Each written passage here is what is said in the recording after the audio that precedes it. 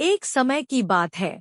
हरी भरी पहाड़ियों के बीच बसे एक अनोखे गांव में राजू नाम का एक युवा लड़का रहता था। वह अपनी शरारती हरकतों के लिए जाने जाते थे, लेकिन उनका दिल सोने का था। एक दिन अपने पुराने पुश्तैनी घर की अटारी की खोज करते समय राजू की नज़र एक कोने में रखे एक धूल भरे बक्से पर पड़ी। उत्सुकतावश उसने उसे खोला तो उसमें एक चमकदार जादुई जादुई पेंसिल थी। इसकी झिलमिलाती आभा से प्रभावित होकर राजू ने इसकी शक्तियों का परीक्षण करने का निर्णय लिया। उसे यह देखकर आश्चर्य हुआ कि उसने पेंसिल से जो कुछ भी बनाया वह सजीव हो गया।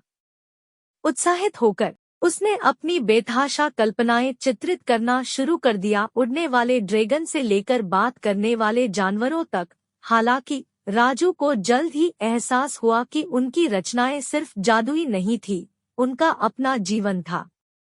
जैसे जैसे दिन बीतते गए, राजू के जादुई चित्रों ने गांव में अराजकता फैलानी शुरू कर दी। उसके उड़ने वाले ड्रैगन ने पशुओं को आतंकित कर दिया और बात करने वाले जानवरों ने अपनी लगातार बकबक से शांति भंग कर दी। ग्रामीणों की चेतावनी के बावजूद राजू अपनी जादुई पेंसिल के प्रलोभन को रोक नहीं सका। एक शाम जब राजू बैठा अपनी परेशानी पर विचार कर रहा था, एक बुजुर्ग ऋषि उसके सामने प्रकट हुए। राजू की अशांति को महसूस करते हुए ऋषि ने एक मूल्यवान सबक दिया। उन्होंने समझाया कि सच्चा जादू इसमें नहीं है कि किसी के पास क्या है, बल्कि इसमें है कि उसका उपयोग कैसे किया जाता है। ऋषि ने राजू से अपनी पेंसिल की शक्ति का उपयोग व्यापक भलाई के लिए करने का आग्रह किया।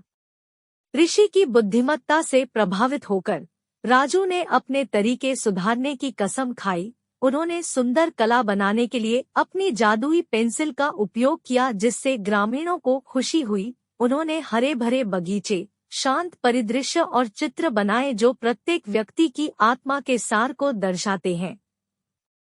समय के साथ राजू अपनी शरारती हरकतों के लिए नहीं, बल्कि अपनी उल्लेखनीय प्रतिभा और उदारता के लिए प्रसिद्ध हो गए।